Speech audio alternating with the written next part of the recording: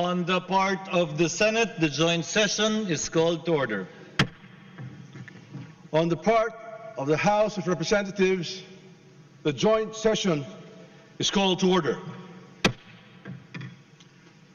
Please remain standing for the singing of the Philippine National Anthem to be led by Mr. Safronio Vasquez III.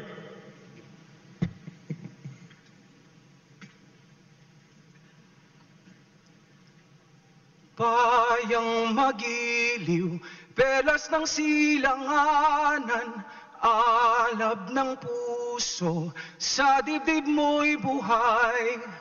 Lupang hinirang, duyan ka ng magiting, sa manlulupig, di ka pasisiil, sa dagat at bundok, sa simoy at sa langit mong bughaw, may dilag ang tula at awit sa paglayang minamahal, ang kislap ng watawat mo'y tagumpay na nagniningning, ang bituin at araw niya kailan pamay di magdidilim, lupa ng araw ng luwal, hati pagsinta, buhay langit sa piling mo,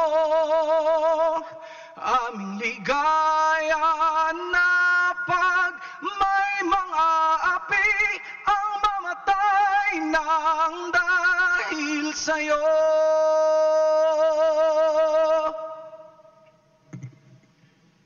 Please remain standing for the nation's prayer. Aming Amang Manlilikha, kasihan niyo po kami ng inyong dakilang presensya.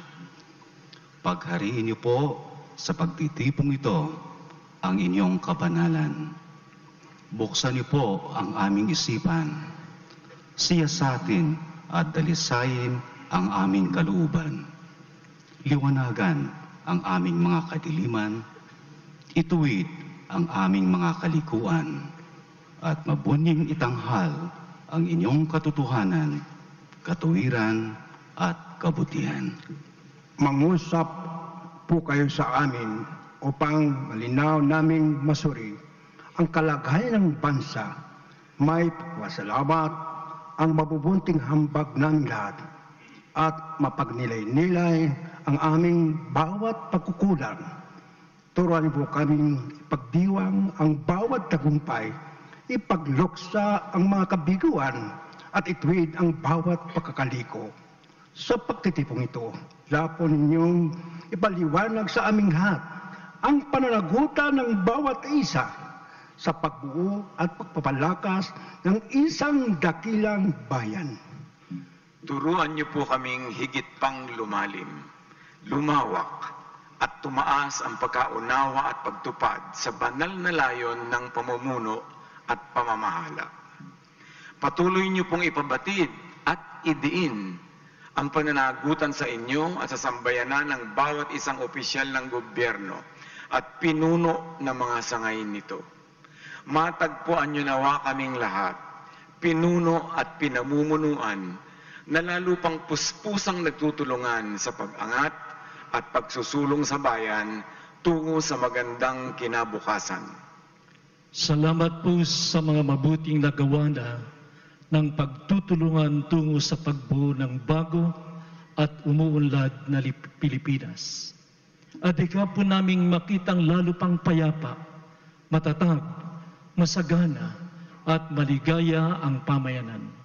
Sa ikatutupad nito, basbasan niyo po kami ng wagas na katapatan sa inang bayan at bigyan kami ng ibayang determinasyon at lakas sa paghubog ng bagong Pilipino at bagong pagkamamamayan.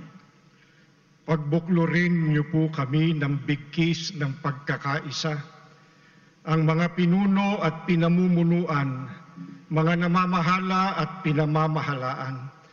Kaming lahat ay masumpungan niyo nawa sa matapat na pagtupad ng mga banal na tungkuling nakaatang sa balikat ng bawat isa. Ituro niyo po sa amin na laging pahalagahan, unahin ang kalinisan ng puso, katapatan sa paglilingkod, at debosyon sa tungkulin.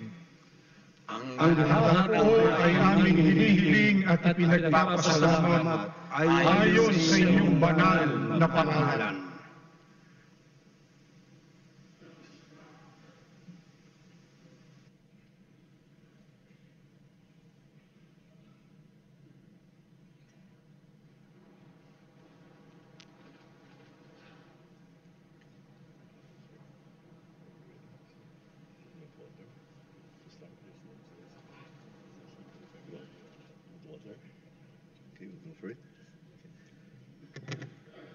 Ladies and gentlemen, honorable members of the Congress of the Philippines, His Excellency Ferdinand R. Marcos Jr., President of the Republic of the Philippines.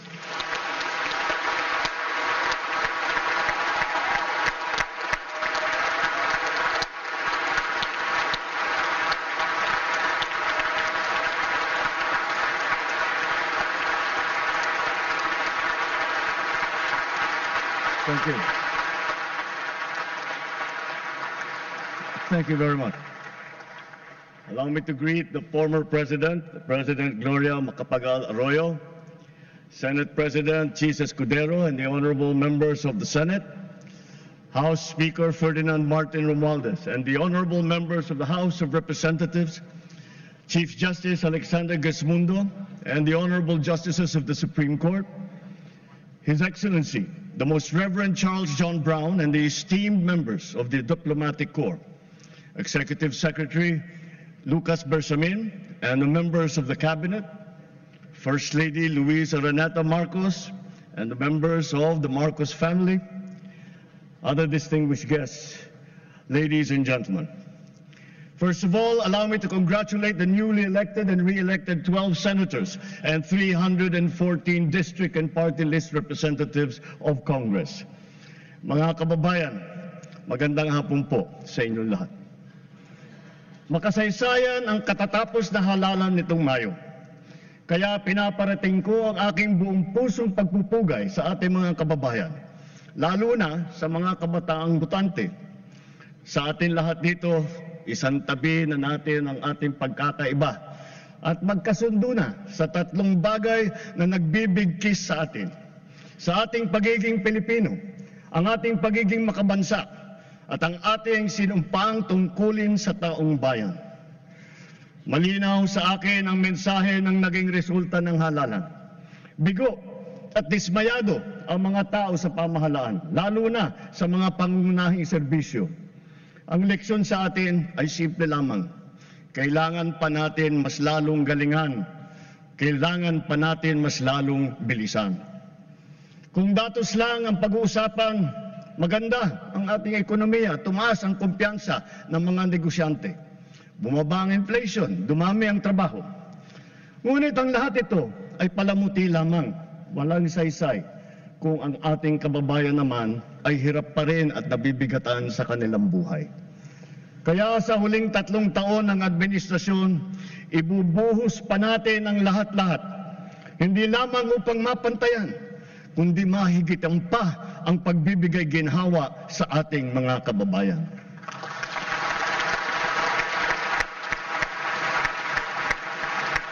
Hindi na ako magpapaligoy-ligoy pa. Maayos na hanap buhay talaga ang mabisang pantiyak laban sa kahirapan at laban sa gutom. Dumarami ang mga nalilikhang hanap buhay sa ating bansa ngayon. Magpupursige ang DOLE, DTI, DSWD, kasama pati ang DOT at mga kaugnay na ahensya sa paghahanap ng paraan at ng mga oportunidad para sa natitirang 4% ng ating puwersang manggagawa na hanggang ngayon ay walang trabaho.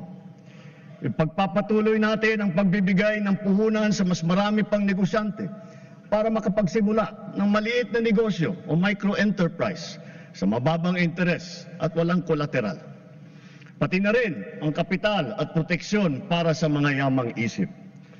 At para sa mga tinataguyod natin mula sa kahirapan, patuloy tayong nagbibigay ng libreng training at puhunan para makapagtayo sila ng sariling negosyo.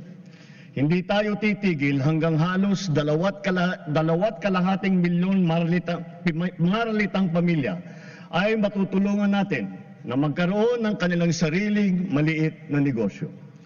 Palalaguin natin ang mga industriya, mga pabrika ng sasakyan, hulmahan, electronics, biotechnology, pharmaceuticals, critical minerals, telang Pinoy, halal, construction, mga planta ng kuryente.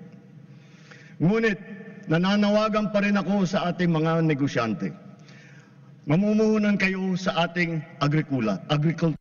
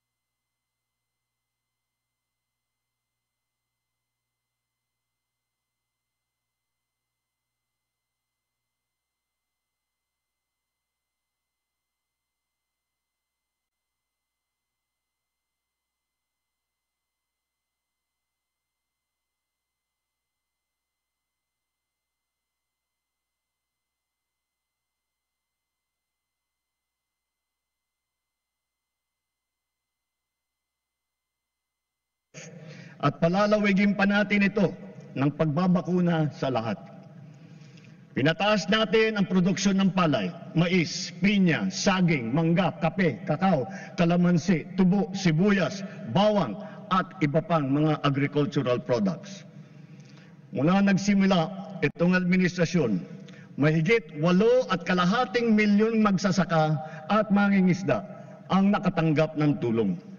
Lalo pa natin paiigtingin ang mga programa ng pamahalaan para mas marami pa ang matutulungan.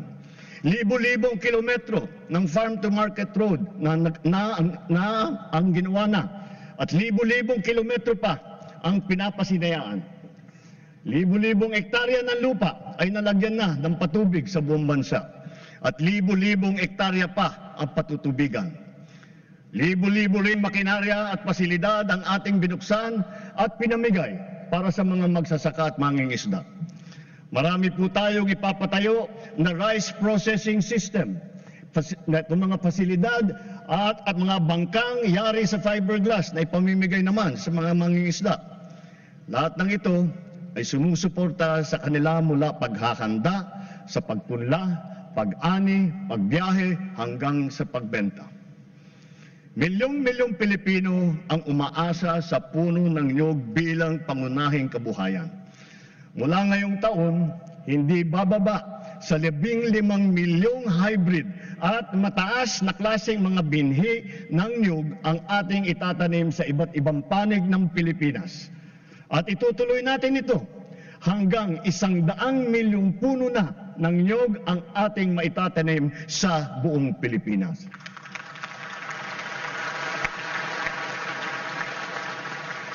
At upang lubos na pasiglahin ang industriya ng niyog, hihilingin natin sa Kongreso na amyendahan ang Coconut Farmers and Industry Trust Fund Act para naman maging mas angkop sa mga pangangailangan ng ating mga magsasaka. Bahagi lamang ito na ginagawa nating malawakan pagpapalakas ng iba't iba pang mga industriya. Kasama dito ang industriya ng asin, pagproproseso, pag-export ng nyug. Sa tulong ng DOST, ginagamit natin ang mga magagandang dulot ng agham tulad ng mga nadiskubre at nagawa ng ating mga siyentipiko at inventor. Pati na rin ang mga modernong pamamaraan tulad ng mga bagong binhi, pataba, makinarya at estratehiya gaya ng intercropping at off-season technique. Naghihintay din sa ating kabataan ang mga kurso, programa at mga scholarship sa larangan ng agrikultura upang ito ay kanilang gawing hanap buhay balang araw at maipapagpatuloy ang marangal na kabuhayan ng kanilang mga magulang. At para sa susunod na ating salinlahi ng mga magsasaka, tiyak na magiging kanila na ng tuluyan ang lupang sinasaka nila.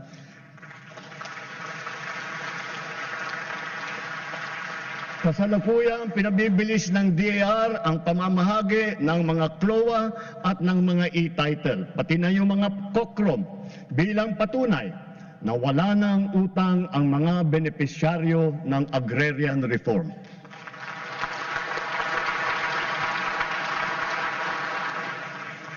Bagaman dumarami ang ating mga planta ng kuryente sa buong bansa, lalo na ang mga bagong teknolohiya at malinis na enerhiya tulad ng solar, windmill, natural gas.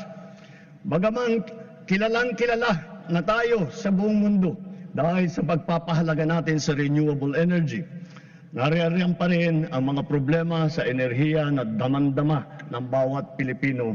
Kagaya ng 3 milyong kabahayan na wala pang kuryente. Palagi ang brownout at ang mataas na presyo ng kuryente. Kaya binibilisan nating mabigyan ng koneksyon at pinapalakas palalo ang kakayahan ng ating gumagawa ng kuryente. Pagpasok ng administrasyong ito, mahigit 5 milyon ang mga bahay na wala pang kuryente. Sa loob ng 3 taon, 2.5 milyong kabahayan ang ating nakabitan na may kuryente na sila. Sa susunod na 3 taon, halos 200 planta ang ating tatapusin. Ito ay may kakayahan magpailaw sa 4 milyong kabahayan o sa mahigit na 2,000 pabrika o sa halos 7,000 tanggapan at negosyo. Hahabulin at tutuparin ng DOE at NEA ang natatakdang dami ng mga kabahayang makakabitan ng kuryente ngayong taon hanggang 2028. Lalo na sa Quezon, sa Camarines Norte, sa Palawan, sa Masbate, sa Samar, sa Negros Occidental, sa Zamboanga del Sur. At sa pagtatapos ng 2028, dagdag na mahigit 1 milyong kabahayan pa ang magkakaroon na rin ng kuryente sa pamamagitan ng solar power home system. Para lalo pang makatipid ang ating mga kababayan at maipagbili ang anumang sobrang kuryente nila, isusulong na ng Department of Energy ang net metering program at pabibilisin din ng ERC ang proseso ng pag-aproba nito. Habang inaayos natin ang komplikado nating sistema ng enerhiya sa bansa upang maipababa ang presyo, pinapalawig pa natin ang lifeline rate. Bukod sa mga miyembro ng 4P, kasama na rin ngayon ang mga pamilyang nasa listahanan na maliit lamang ang kinikita at ang konsumo naman ay hindi lumalampas sa lifeline rate. Hindi ko palalampasin ang nangyari kamakailan sa Siquijor. Dahil sa malawakang brownout, napilitan pang magdeklara ng state of calamity sa lalawigan. Naperwisyo nito ang mga taga roon, ang kanilang turismo, kanilang negosyo, ospital, sari-saring serbisyo. Sa ginawa nating investigasyon, ano yung ating natuklasan? Mga expired na permit, mga sirang generator na halatang napabayaan, kaya sunod-sunod na bumibigay, mabagal na aksyon at kawalan ng maayos na sistema ng pagbili ng krudo at ng mga pyesa. Ipinag-utos ko sa DOE, NEA at ERC na pabalikin sa normal ang serbisyo ng kuryente sa Siquijor bago matapos ang taon. Titiyakin namin na maitatag agad ang mga pasilidad para sa pangmatagalang lunas sa kanilang problema sa kuryente. Hindi na dapat ito maulit muli. Iimbestigahan ang naging kapabayaan nito at ang iba pang mga katulad na kaso sa buong bansa. Dapat nilang ayusin ang pamamahala ng mga kumpanya ng kuryente at ipag-utos ang pag-refund kung kinakailangan.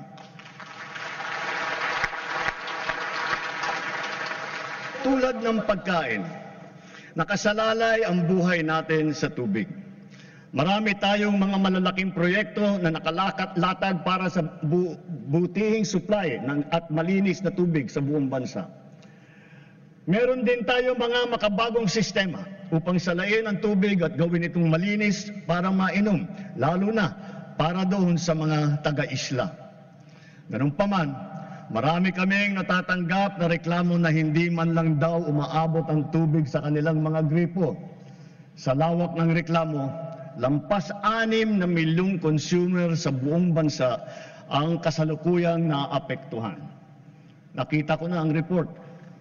Kaya't ginagawa ng LUA ngayon ang mga mabisang hakbang laban sa palpak na serbisyo ng mga water district at kanilang mga joint venture partners.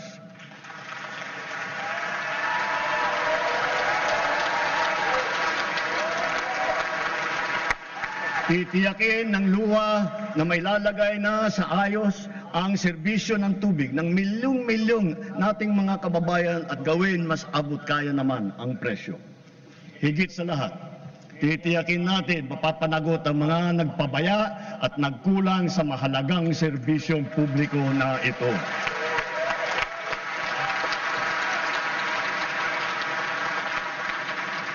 Malinaw sa atin ang tumambad na realidad tungkol sa ating mga kabataan ngayon. Ang kakulangan sa kaalaman at sa kakayahan, lalo na sa matematika, sa agham, sa pagbabasa at sa wastong pag-unawa. Ang mga nagda-drop out at mga hindi nakakapagtapos sa junior o senior high school. Ang kalahating milyong bata na nagbabanat na ng buto. Kung tayo ay nagpupundar ng malaki para sa infrastruktura, mas malaki pa ang ipupundar natin para sa ating mga mamamayan.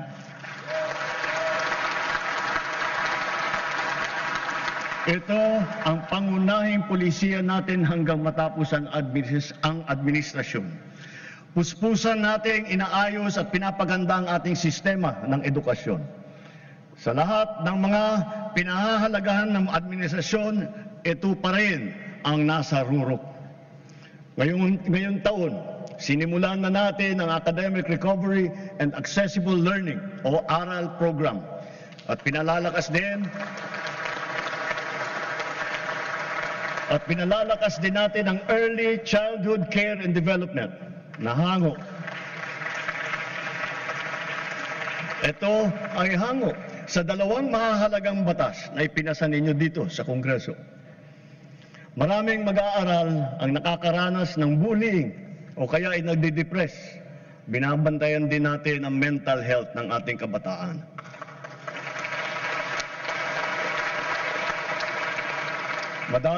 Magdadagdag tayo ng mga school counselor na magsisilbing sanggunian at gabay nila.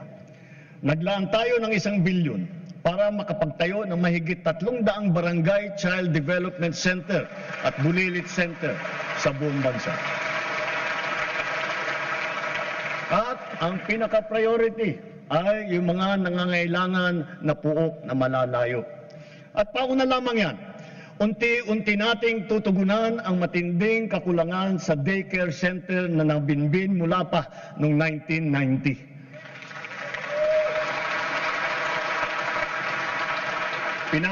Pinaspasan na natin ang pagpabakuna ng mga bata. Sa DOH, kumpletuhin na natin ang bakuna para matapos na sa lalong madaling panahon na kumpleto na lahat ng ating mga anak ay nabakunahan na. Sa ilalim naman ng bagong lunsad na Yakap Caravan, matitignan na ang kondisyon ng kalusugan hindi lamang ng mga mag-aaral, kung hindi pati na ang mga guro. Mabibigyan sila ng libreng medical check-up, libreng lab test tulad ng cancer screening at libre na gamot. Sa nakaraang 3 taon, halos 22,000 silid-aralan ang nabuksan na. Hihigitan pa natin ito dahil talagang nakakaawa ang ating mga mag-aaral. Hindi na natin dapat nabibitin ang oras nila sa klase dahil sa kakulangan ng classroom. Katuwang ng pribadong sektor, sisikapin natin madadagdagan pa ng 40,000 silid-aralan bago matapos itong administrasyon.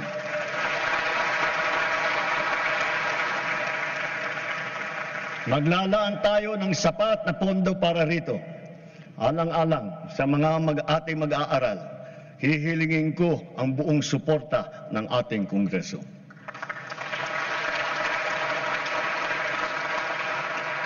Naging matagumpay ang isinagawang tutoring at remedial program para sa mga mag-aaral nitong nakalipas na taon at nitong summer break. Palalawakin pa natin ito. At maraming salamat sa mga guro at lalo na sa mga ate at kuya na nag-volunteer na tinulungan ang mga maliliit para mas maganda ang resulta nila sa kanilang eskwela.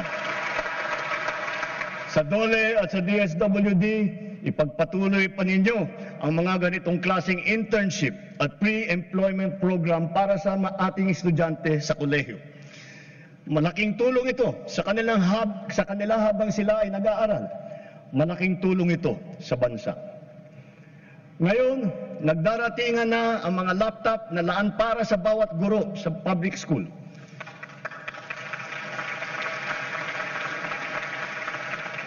Tiniyak natin na walang anomalya sa pagbili ng mga laptop na ito.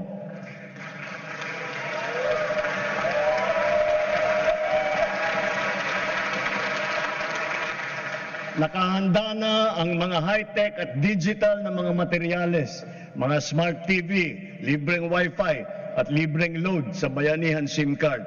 Dahil dito, handa na rin ang ating mga estudyante para makasabay sa makabagong paraan ng pag-aaral sa makabagong mundo.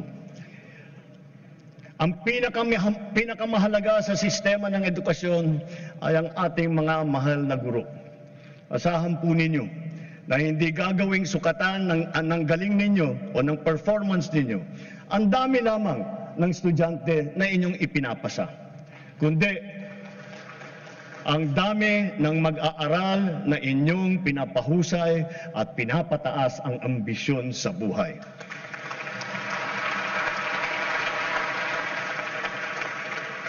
Hindi tayo tumitigil maghanap ng mga paraan upang pag-aanin kahit paano ang inyong pasanin sa araw-araw.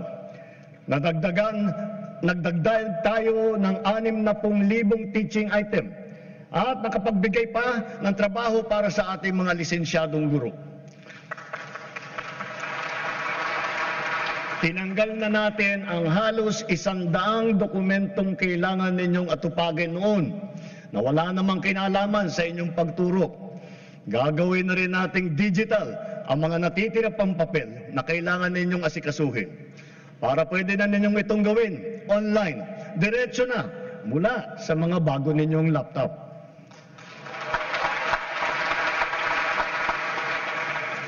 At ngayong school year na ito, makakatanggap na kayo ng kabayaran para sa inyong teaching overload at para sa inyong overtime.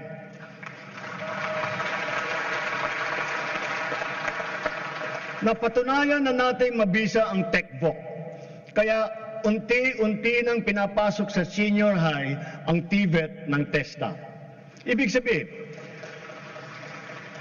sabihin nito, ang mag-aaral ng senior high school pa lamang, makakapili na siya kung bookkeeping, agribusiness, electrical, graphic design ang kanyang napupusuang larangan. Diretsong pagka-graduate, pwede na kaagad na maghanap buhay kung gugustuhin. Dahil para na rin siyang nakapag-aral sa TESDA na nakakuha ng NC2 or NC2 or NC3. Kung tutungtong naman sa kolehiyo, nakahanda ang malaking pondo para sa pagtutustos sa libreng pampublikong edukasyon sa kolehiyo. Pati na rin ang mga subsidy at financial assistance para sa mas higit pang nangangailangan ng estudyante. Taon-taon, mahigit 2 milyong estudyante ang nakakapag-aral ng libreng kolehiyo sa bansa. Mula umpisa ng administrasyong ito, dinagdagan pa natin ng 260,000 estudyante ang nakinabang dito.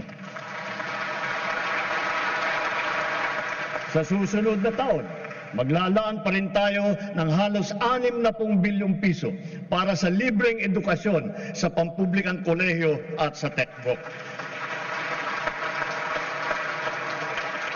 Dumami din ang nabigyan ng scholarship sa TESDA.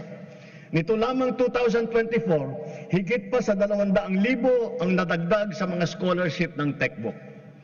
Sa mga kasama naman sa listahan ng NAT4P, itong susunod na 3 taon, bibigyan natin ng mataas na prioridad ang mga anak ninyong tutungtong sa kolehiyo.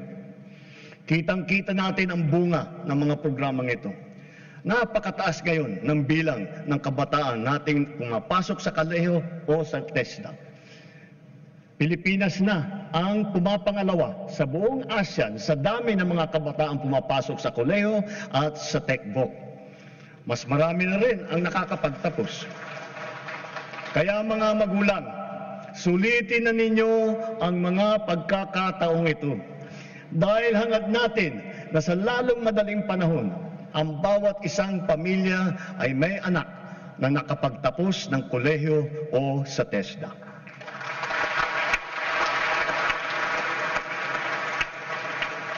Kung kalidad lang din ang pag-uusapan, hindi nagpapahuli ang mga universidad at kolehiyo natin dito sa bansa.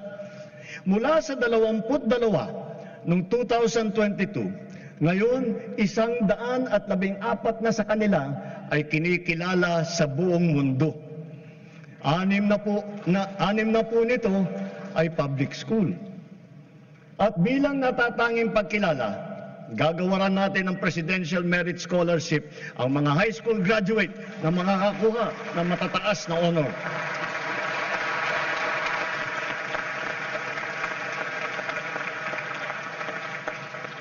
Walang humpay nating ipinapatupad ang mga programa sa pagsusugpo sa kahirapan at patungkol sa kalusugan at nutrisyon ng mamamayan. Tuloy-tuloy pa rin ang ating programang 4Ps. Hangad din natin na amyendahan ang batas ng 4Ps upang matiyak na talagang sapat ang panahon para maitaguyod ang kanilang paghihirap. Maitaguyod sila ang mga mahihirap.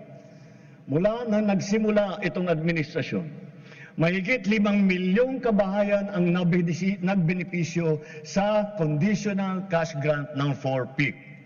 Mas maganda pa ang balita na sa 3 taon, halos 1.5 milyong pamilya ang gumanda na ang buhay.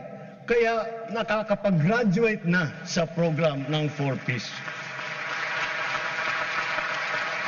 Batid natin lahat ang mga kababayan natin na namumuhay sa lansangan. Sila ang pinakanangangailangan ng tulong ng pamahalaan. Sa ating mga LGU, hanapin ninyong lahat na ipasok silang lahat sa 4Ps at sa iba pang mga programa ng DSWD. Para naman, maitaguyod natin sila at magsimula na ang kanilang paglakbay tungo sa pag-unlad ng kanilang buhay.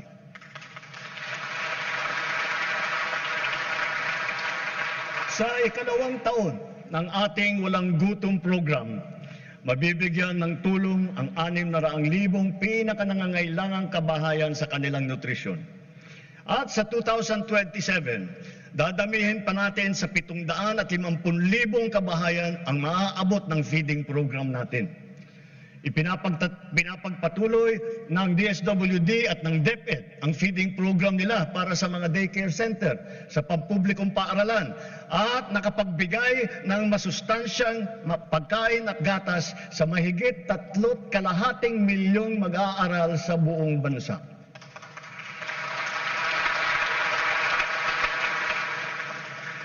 Dahil alam naman natin, basta't may laman ang tiyan, may laman ang isipan.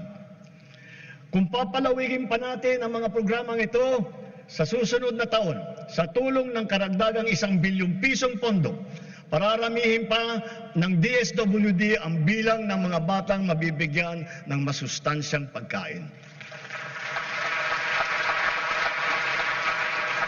Sa kabilang banda naman, nakikita natin ang sobrang pagtaas naman ng timbang ng ating mga kababayang edad 20 at pataas.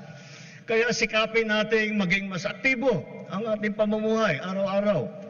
Ipalaganap natin ang mga pagsasagawa ng mga palaro, mga paliga, fun run, fun walk, pati mga aerobics, pasumba. Para sa mga LGU, buksan at gawing maaliwalas ang mga park at mga plaza natin kung saan makakapag-ensayo ang ating mga mamamayan, bata man o matanda. Magpatupad tayo ng mga car-free Sunday tulad ng ginagawa sa ilang lungsod na dito sa Metro Manila, sa Baguio, sa Cebu, pati sa Iloilo at Davao. Bilang pagsuporta rito, simula ngayon, bubuksan ng Philippine Sports Commission sa publiko ang kanilang mga track and field oval sa Pasig, Maynila at Baguio upang makapag-jogging na kayo ng libre. Magbubuhos tayo ng todo suporta sa mga palaro at mga atleta sa buong bansa. Halimbawa, ang palarong pambansa at ang Batang Pinoy Games na gaganapin sa General Santos City ngayong Oktubre. Bubuo tayo ng bagong pambansang programa para sa sports development. Uumpisahan natin ito sa paaralan pa lamang. Ibabalik natin ang mga sports club at magsasagawa tayo ng mga palaro at intrams sa lahat ng pampublikong paaralan. Naririyan na ang ating Philippine Sports Commission at saka ang PAGCOR upang tiyakin ang patuloy na pagtaguyod at pagsuporta sa ating mga programang pampalakasan ng mga atleta sa buong bansa.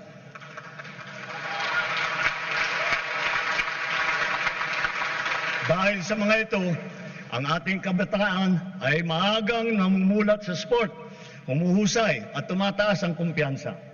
Sumusunod sila sa yapak ng ating mga kampyon at world-class na athlete tulad ni Senator Manny Pacquiao, ni Heidelin Diaz, ni Caloy Yulo, Ira Villegas, Nesty Petesio, EJ Obiena, Alex Ayala, ang Paralympian natin na sina Gerald Mangliwan, Sandy Asusano, Angel May Otom at Ernie Gawilan.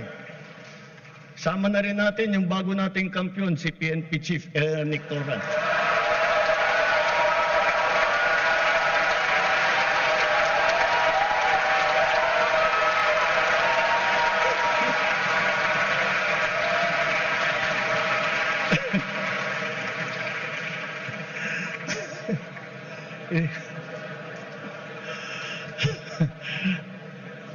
Gulat si Chief PNP.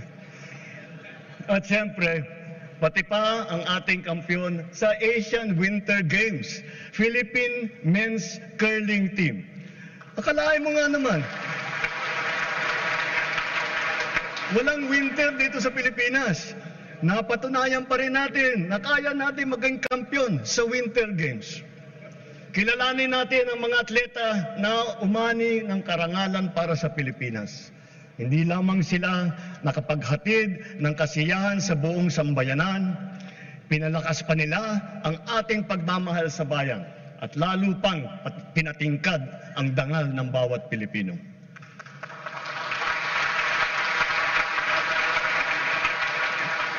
Dito sa atin, mahal magkasakit. Mahal ang gamot. Kulang ang paggamutan. Walang doktor, lalo na sa mga liblib ng mga bayan.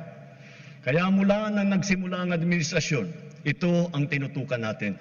Kasama ng edukasyon at pagsugpo sa kahirapan. Sa loob ng 3 taon, pinarami natin ang mga pampublikong ospital at specialty center. Nariyan na rin ang 53 bukas center sa 32 lalawigan sa bansa.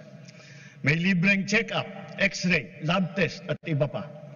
Ito ay para sa agarang serbisyong outpatient na hindi na kailangan magpa-confine pa sa ospital. Asahan ninyo, marami pa ang ating bubuksan na bukas.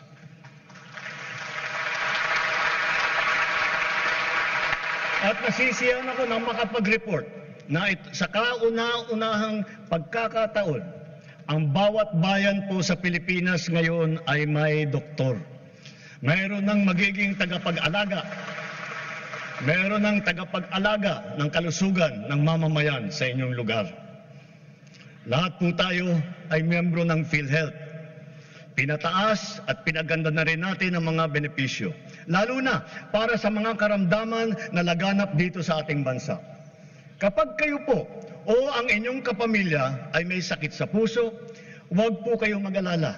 Covered na po sa PhilHealth ang pagpapagamot ninyo para sa atake sa puso, sa open heart surgery, heart valve repair o sa replacement. At may cancer assistance fund po tayo. Pandagdag para sa pagpapagamot ng mga cancer patient natin. May pondo rin para sa bakuna laban sa human papillomavirus na nagiging sanhi ng maraming klase na cancer. Para naman sa ibang klase na cancer na hindi sakop ng PhilHealth, meron po din tayong nilaang 1 bilyon at 700 milyong piso para pambili ng mga kinakailangang gamot para sa ating mga pasyente.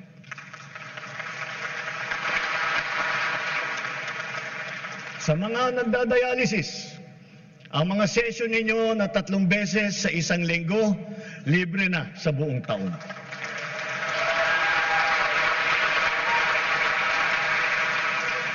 Libre na rin po pati ang mga kinakailangang mga gamot. Kung kakailanganin man ng kidney transplant, inakyat na natin ang limit hanggang 2,100,000 piso mula sa dating 600,000 piso.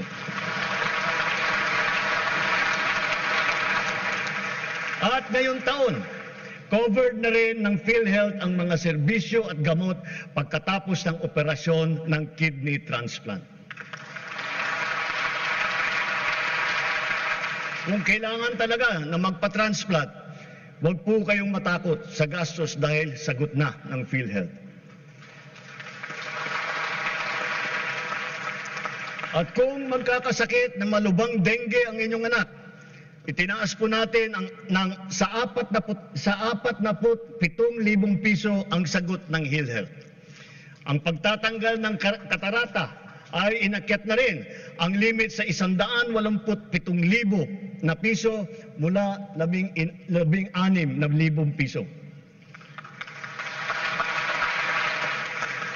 Pati ang mga sari-saring serbisyong outpatient kasama rin po ngayon ang PhilHealth. Kapag may kailangan kayong dalhin sa emergency, huwag po kayong mag-atubiling itakbo sa ospital. Covered na rin po yan ng PhilHealth. Kapag lumabo ang mata ng inyong anak at kailangan magpasukat ng grado, pati na rin ang pagpapagamot nila laban sa malnutrition, ito rin ay covered na rin ng PhilHealth. At para sa mga PWD, sakop na rin ng PhilHealth ang inyong therapy at rehabilitasyon, pati na rin ang mga mahahalagang kagamitan pang-suporta para sa inyo. Pinabibilis pa natin ang proseso ng pagbayad ng PhilHealth sa mga ospital at mga klinika para naman siguradong maayos at hindi naantala ang kanilang serbisyo sa mga pasyente. Maaasahan pa rin ng mga pasyente ang medical assistance program kung kulang ang pambayad sa ospital. Mula pumasok ang administrasyong ito, nakapaghatid ito ng tulong sa higit 11.5 milyong Pilipino.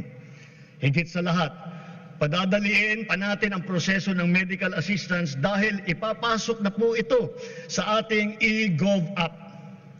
Mga kababayan, asahan po ninyo, ginagawa natin lahat para matulungan kayo na magpapagaling at lumakas. Ngunit batid natin ang mga realidad sa mga pampublikong ospital. Kanya-kanya ang bili ng medical supply. Kanya-kanya ang lakad ng medical assistance para sa bill na hindi kayang bayaran. Kaya sa lahat ng aking binanggit na mga haligi na itaguyod na natin, Ang bahaging sasagutin ng PhilHealth, ang sari-saring pondo na pamahalaan para sa medical assistance kagaya ng MAIP, PCSO at PAGCOR, at ang karagdagang pondo na ibibigay pa natin sa mga DOH hospital, areglado na ang lahat sa ospital pa lang. Wala nang kailangang pangpuntahan o lapitan pa. Ito po, itinuloy na po natin ang zero balance billing. Libre po.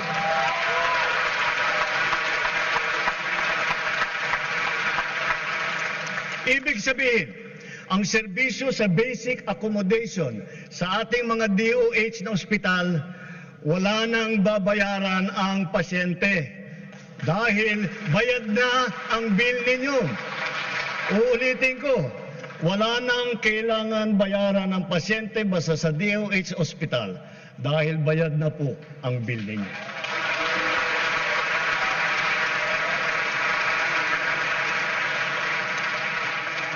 Asahan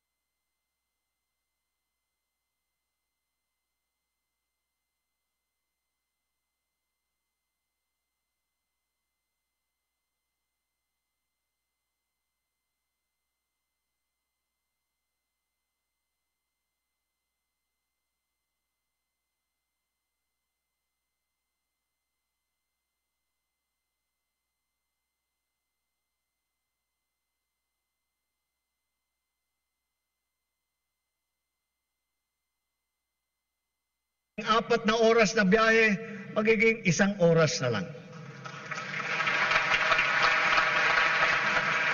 Kaya inaatasan ko ang DOTR at DPWH na bantayang mabuti ang mga proyekto sa kahabaan ng Quezon patulak ng Bicol at tiyakin tama ang kalidad, matibay at nasa takdang oras ang pagtatapos. Ang Danil Sikiat Bridge na una sa 3 mahalagang tulay na ginagawa ngayon sa Tawi-Tawi, nabuksan na. Sa susunod na taon, ang tulay sa Malasa, Lupang Pula ay matatapos na rin. Higit sa lahat, kung may Luzon Spine Expressway Network Program, meron din naman tayong Mindanao Transport Connectivity Improvement Project.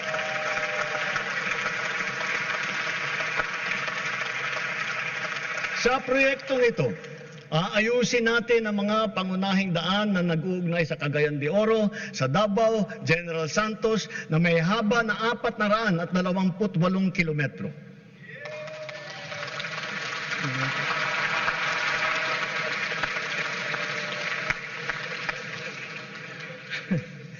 Ang rehabilitasyon ng tulay ng Guadalupe ay sukdulan na rin kinakailangan. Nasa Senado pa ako, pinag-uusapan na ito. Hindi ko papayagan tumuwid pa ito sa susunod na administrasyon. Kaligtasan na ng publiko ang nakataya. Hindi po isasara ang Guadalupe Bridge. Gagawa muna tayo ng detour bridge sa magkabilang gilid bilang pansamantalaang daanan. Kapag nagawa na at nabuksan na ang detour bridge na ito, doon pa lamang sisimulan ang trabaho sa main bridge.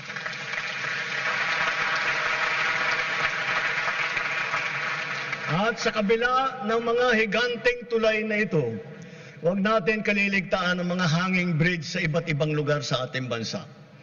Mahalaga ang mga ito sa pang-araw-araw na buhay ng publiko, lalo na yung mga guro at ating mga estudyante.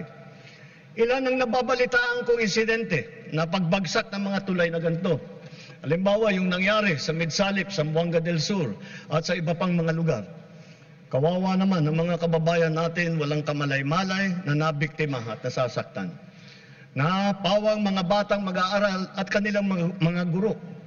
Sa DILG, DPWH at OPAPRO, buntahan ninyong lahat ng mga ito at suriing mabuti ang kondisyon. Sa tulong ng pamana at iba pang mga programa, ayusin at kumpunihin natin agad lahat sila. Sa mga proyekto, hindi natin papayagan at palalampasin ang mga katiwalian sa pangangasiwa. Ang kapalpakan sa pagdisenyo at sa pagkakagawa, ang mababang kalidad at marupok na materyales, ang pagkaantala ng proyekto, at ang kapabayaan sa tamang pagmentina at pagkumpuni. Halimbawa, sa Kabagan, Santa Maria Bridge na sa Isabela, sinimulan noong 2014, ginastusan ng taong bayan ng 1 bilyon. 10 taon tinayo. Nung binuksan, ilang araw pa lang, giba na agad. Napakamahal. Ang tagal ginawa. Ang bilis na sira. San Juanico Bridge naman, 50 taon na nakatayo pa rin hanggang ngayon. Ganun siya katibay. Ngunit nakaligtaan naman ang wastong pagmentina at pagkumpuni sa pagdaan ng mga dekada. Nalagay patuloy sa panganib ang publiko. Hindi po dapat ganito. Sa Build Better More, hindi ang kapakanan, higit ang kapakanan at kaligtasan ng mamamayan ang napakamahalaga. At ang mga proyekto, tama dapat ang disenyo. Mataas dapat ang kalidad, natatapos sa takdang oras, at naaalagaan at namimintina na mabuti. Napakahalaga ng internet sa ating pagtahak patungo sa bagong Pilipinas. Kaya nitong padaliin at baguhin ang pamumuhay ng ating mga mamamayan.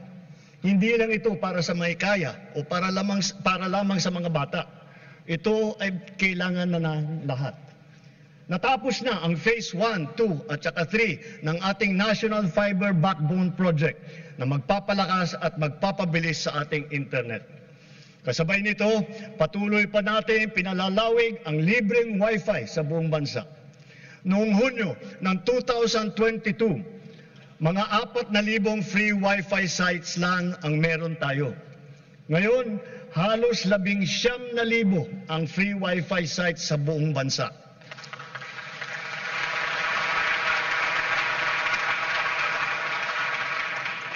Ngayong taon din, nagsimula na tayo mamigay ng mahigit 1 milyon na SIM card na may libreng data para sa ating mga eskwelahan, lalo na sa mga nasa liblib na puok. At dahil pag pinaganda at pinabilis natin, dadami pa ang mga bagong tore at cell site sa mga gida. Ngunit kulang pa rin ang mga ito. Halos 12,000 pampublikong paaralan pa ang walang internet. Kaya sinusiguro ng DICT at ng DepEd na bago matapos ang taong ito, magkakaroon na ng koneksyon ng internet ang lahat ng pampublikong paaralan.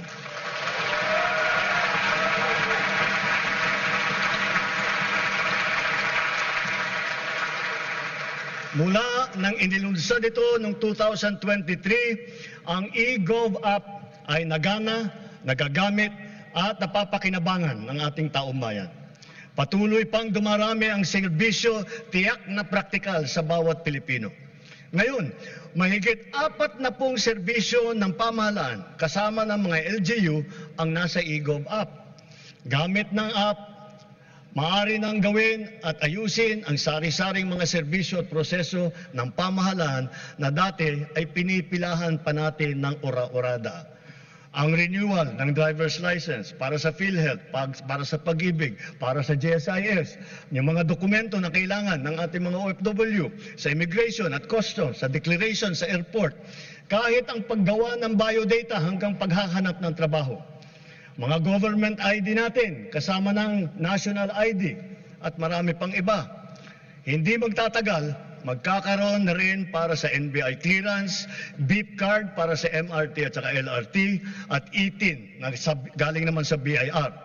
Kaya i-download nyo na po ang eGov app. Sa pinagsama-samang serbisyo sa isang mobile app, ang pamahalaan ay talagang mas malapit na at nasa inyo ng mga kamay.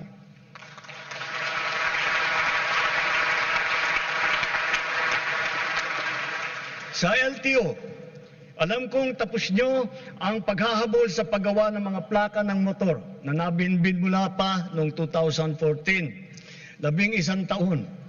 Mula ngayon, gawin ninyo ang lahat na makakaya upang hindi na uli magkaroon ng backlog sa plaka. Dahil kailangan bumawi sa publiko, tiyakin din ninyo na may lalabas na ang rehistro at ang plaka ng bagong sasakyan sa loob ng naipangako ninyong 3 araw.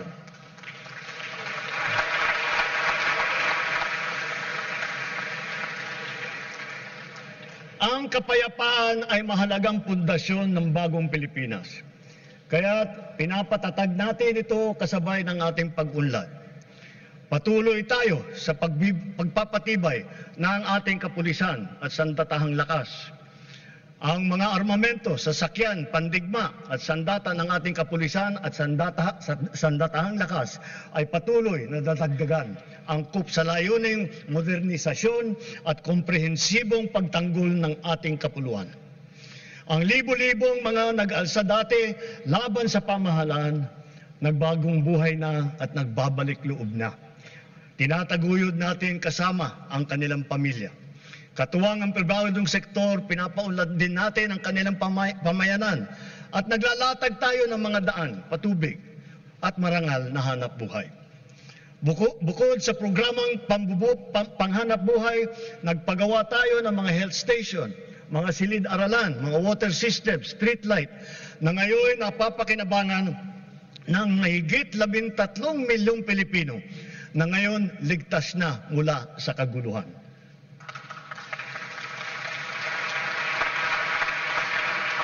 At sa wakas, wala na ring nalalabing grupong gerilya sa bansa. Titiyakin ng pamahalaan na wala nang mabubuo muli.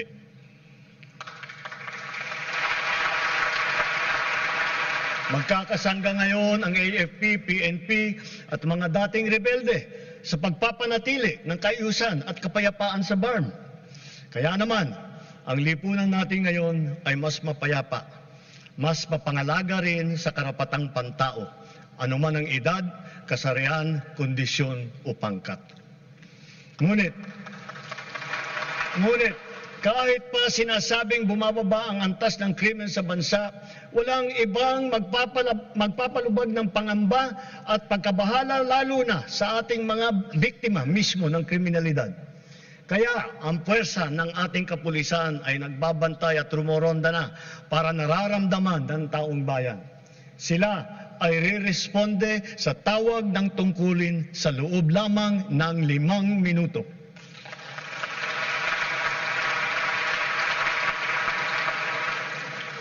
Nagtutulungan ang buong pamahalaan para lutasin ang mga kaso ng mga nawawala dahil sa walang pakundangang kagagawan ng mga sindikato sa likod ng madilim na mundo ng mga sabungan. Hahabulin at pananagutin natin ang mga utak at mga sangkot, sibilyan man o opisyal.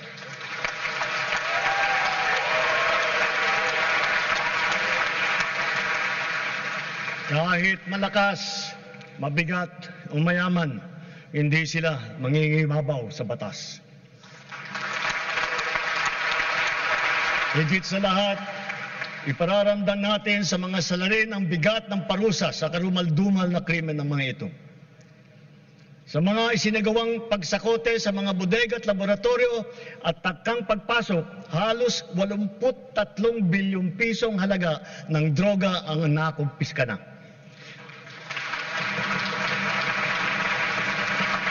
Kamakailan lamang, may mga malalaking kargamento na nagkakahalaga ng bilyon-bilyon na nasabat natin sa Zambales, sa Pangasinan, sa Cagayan, Tondo, Muntinlupa, Ilocos Sur, Ilocos Norte, Cebu, Batangas, Rizal at Cavite. Noong isang buwan, personal kong sinaksihan ang pagsira ng halos 1.5 tonelada ng shabu at iba't ibang klase pa ng illegal na droga. Sa lahat ng mga operasyon na ito, mahigit 153,000 ang naaresto. Mahigit 9,000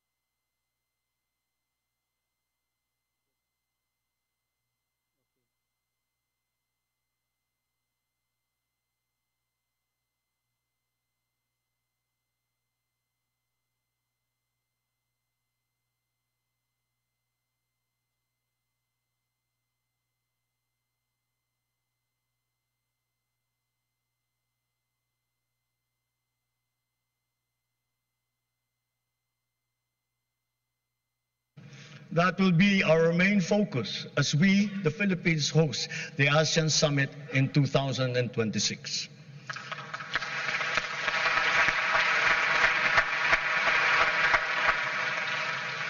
Para sa ating mga Pilipino, malayo man, malapit din, kasing sidhi ang paglingap natin sa ating mga kababayang nasa ibang bansa. lalo na ang nasa panganib at nagdadaan sa matinding pagsubok. Hindi po biro at sadyang mapanganib ang hanap buhay ng ating tripulante. Ang trahedya na sinapit nila sa kamay ng mga rebeldeng Houthi ay isang halimbawa. Matapos ang mahigit 4 na araw, ang mga kababayan nating nang binihag ng rebeldeng Houthi ay pinalaya na rin, dala ng ating pakikipagtulungan sa Sultanate of Oman.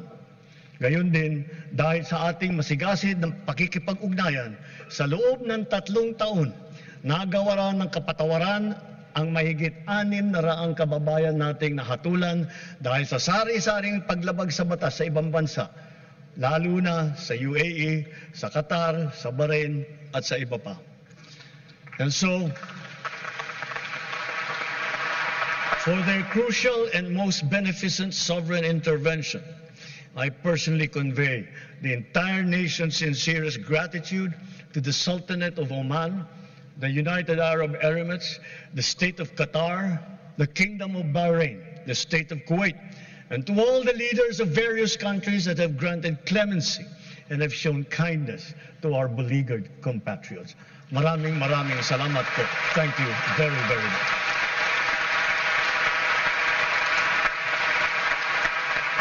Masigasig din ang ating paghahanda at pagmamatyag laban sa banta ng sakuna at kalamidad, lalo na sa bagong normal at nagbabagong klima na nagbubugso na panahon.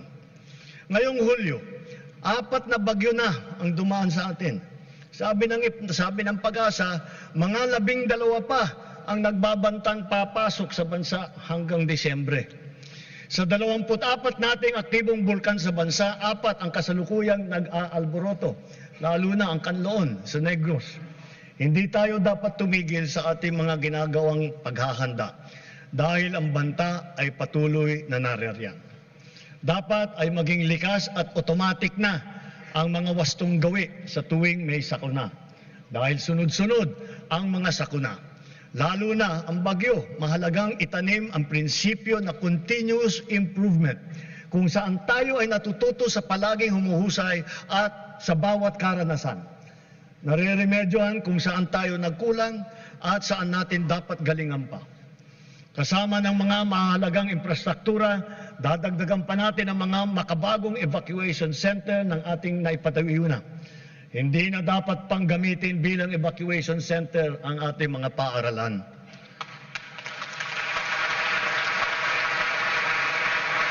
Ginagamit na natin ngayon ang mga makabagong teknolohiya, lalo na sa maaga at mabisang prediksyon. Mga Doppler radar, broadband seismic station, landslide sensor system ng Pag-asa at saka fieldbook sa iba't ibang lugar sa bansa. Sa epektibong pagsasaklolo, nakakatulong ang mga mobile command and control vehicle ng DOST na ipinamahagi natin sa 11 LGU sa buong bansa. Sa ating mga kababayan, hindi magtatagumpay ang anumang paghahanda natin kung wala ang tulong po ninyo.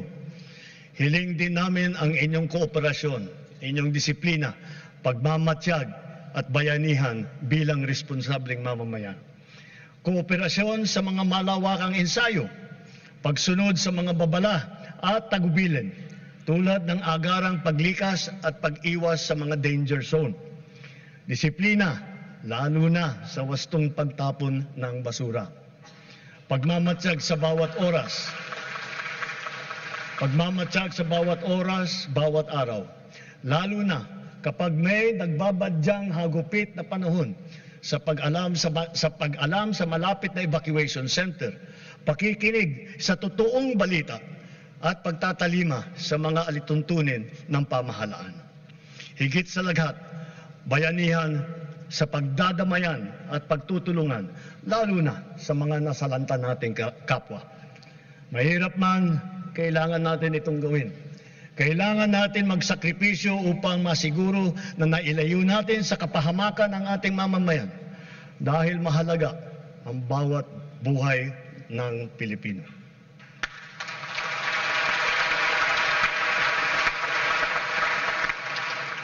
Kamakailan lamang, nag-inspeksyon ako sa naging epekto ng habagat ng bagyong Krising Dante at Emong. Kitang-kita ko na maraming proyekto para sa flood control ay palpak at gumuho. At yung iba, guni-guni lang. Huwag na po tayo magkunwari. Alam naman ng buong madla na nagkakaraket sa mga proyekto.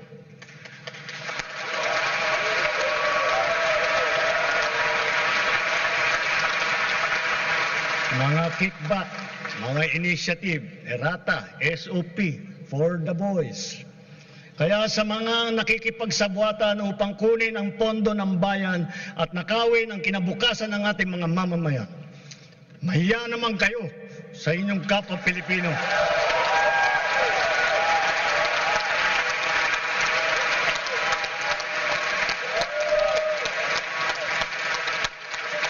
Mahiya naman kayo sa mga kabahayan nating naanod o nalubog sa mga pagbaha. Mahiya naman kayo lalo sa mga anak natin na magmamana sa mga utang na ginawa ninyo nang binulsa nyo lang ang pera.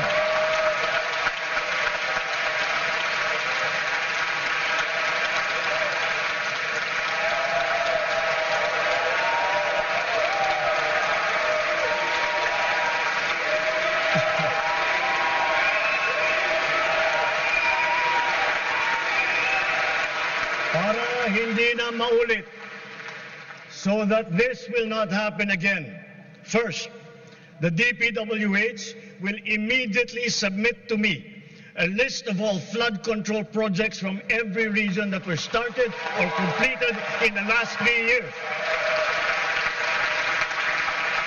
Second, the Regional Project Monitoring Committee shall examine that list of projects and give a report on those that have been failures, those that were not finished, and those that are alleged to be ghost projects.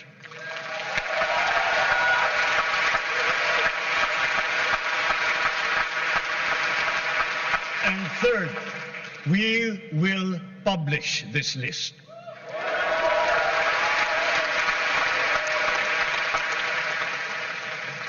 Isa sa publiko natin ang listahang ito.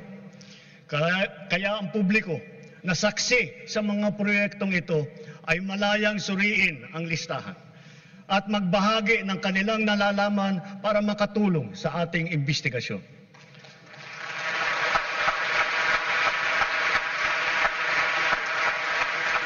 At the same time, there will be an audit and performance review regarding these projects to check, to make sure, and to know how your money was spent.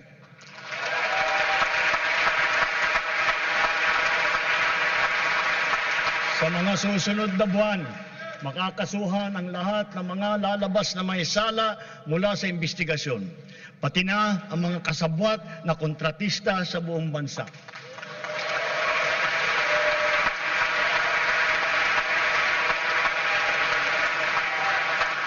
Kailangan malaman ng taong bayan ang buong katotohanan. Kailangan may managot sa naging matinding pinsala at katiwalian.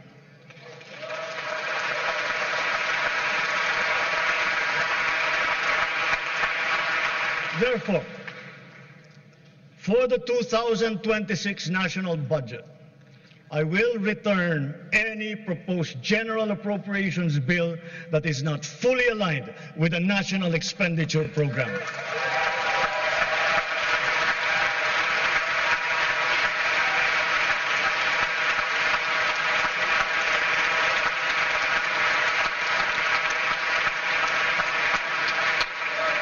And further, I am willing to do this even if we end up with a reenacted budget.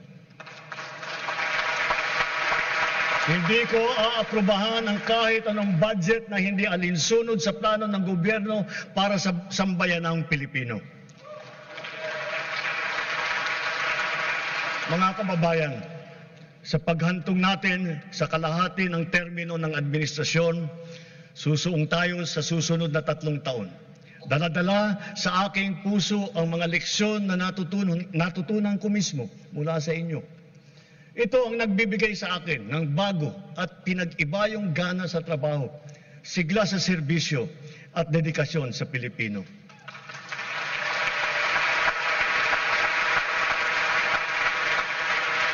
Huwag nating hayaang malihis ang ating pagtuon at pagtahak sa landas ng kaunlaran dahil nasa abot tanaw na natin ito.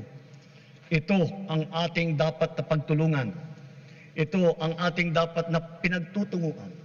At kayang-kaya natin ito marating at maisakatuparan. Sa wika ng ating bayani, only he who, from whatever position he occupies, whether high or low, strives for the greatest good possible for his fellow man, possesses true patriotism. Alam po natin sa ating puso kung ano ang tama, kung ano ang mali, kung ano ang mas mahalaga at mas makakabuti sa sarili, sa pamilya at sa ating bayan. Sa mga matitinding hamon na binabato at hinaharang ng ating mundo ngayon, nasa likod ninyo ang pamahalaan. At huwag tayong matakot. Huwag tayong titiklop. Huwag tayong mawawalan ng pag-asa. Dahil ang Pilipino ay likas na matapang, magaling, masipag, matibay, at mabuti.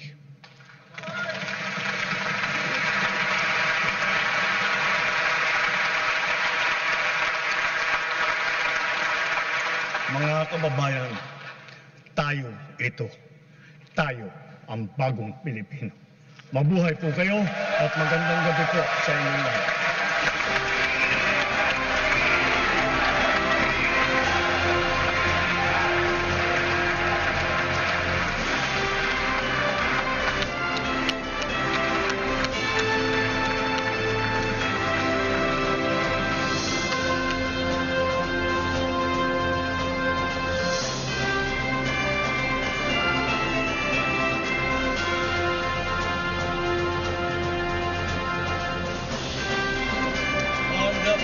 The Senate. The joint session is hereby adjourned. On the part of the House of Representatives, the joint session is adjourned.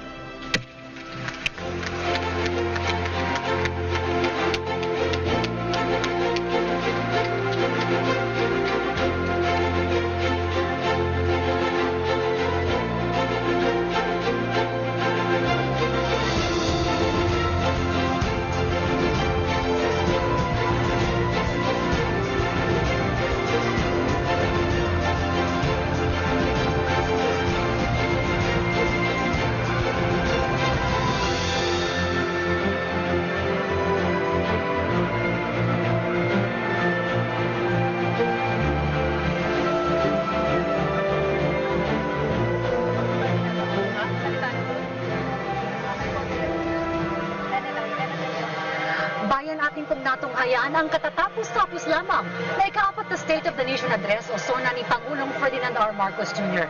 Nagsimula po yung talumpati ng Pangulo 4:06 in the afternoon at natapos po ito ng 5:16 in the afternoon.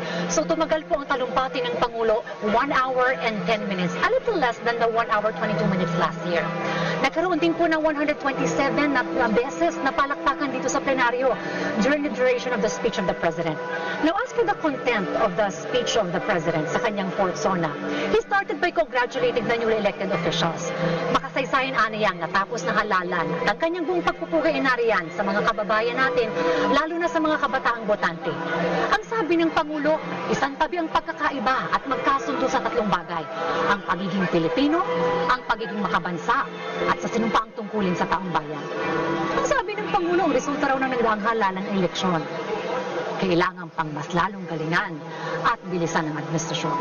Kung datos lang daw ang pag-uusapan, magandang ekonomiya, tumaas ang kumpiyansa ng mga negosyante, bumaba ang inflation, dumami ang trabaho. Pero walang saysaylaw ang lahat nito kung bigat pa rin sa buhay ang mga Pilipino. Sa huling 3 taon ng kasalukuyang administrasyon, ibubuhas raw ang lahat para maibigay ang ginhawa sa ating mga kababayang Pilipino. Hindi na magpapaligoy-ligoy pa ang administrasyon. Maayos na hanap buhay para pantiyak sa laban sa gutom, paramihin ang trabaho, at tuloy-tuloy ang mga ahensya ng gobyerno para magbigay ng oportunidad sa mga Pilipino. Tuloy ang pagbigay ng puhunan sa mga negosyante at lower interest. Patuloy Patuloy rin yung pagbibigay ng training at puhunan at hindi titigil hanggang sa matulungan ng mga Pilipino to have their own small businesses. Palalabuin yung iba't ibang sektor. Pero panawagan sa mga business owners, mamuhunan sa sektor ng agrikultura. To the international community, the President said that the Philippines is ready to invest in the Filipinos who are ready to work and succeed. Ibinida rin ng Pangulo yung 20 bigas meron na program. Yung 20 pesos mabibili mo kada kilo yung ating bigas na hindi malulugi yung mga magsasaka. Kamakailan lamang ay nailunsad daw ito sa Luzon, Visayas at Mindanao. Now, binabalaan po ng ating Pangulo yung mga trader na nagmamanipulate ng presyo ng palay. Hahabulin kayo ng gobyerno dahil economic sabotage ang inyo raw ginagawa. Now, ganoon na rin ng mga solusyon para mapababa ang presyo ng baboy at pinalalakas po ang lokal na produksyon. Nagbakuna na laban sa ASF at palalawigin pa ito. Tinaas pa yung produksyon ng iba't ibang mga agricultural products. Mahigit 8.5 million farmers and fisher folks ang nakareceive daw ng assistance. Now, more on the agriculture sector, libo-libo kilometro ang farm-to-market roads ang nagawa na at marami pa ang pasisinayaan. Libo-libo hektarya rin ang lalagyan na ng patubig at libo-libong makinarya na rin ang naipamigay. Marami pa raw man ipapatayo ng mga rice processing systems at mga bangka na yari sa fiberglass ay naipamahagi na rin sa mga beneficiaries. Milyong-milyong Pilipino raw yung maasa sa niyog at ibababa sa 15 million hybrid at mataas na klase ng binhi ng niyog gamit at tanim hanggang daw sa 100 million na ang maitanim sa buong Pilipinas. At para lubos na pasiglagin pa ang niyog, kaya amyendahan yung Coconut Farmers Industry Contract para mas angkop ito sa mga magsasaka. Now, with the help of the Department of Science and Technology, ginagamit na yung siyensya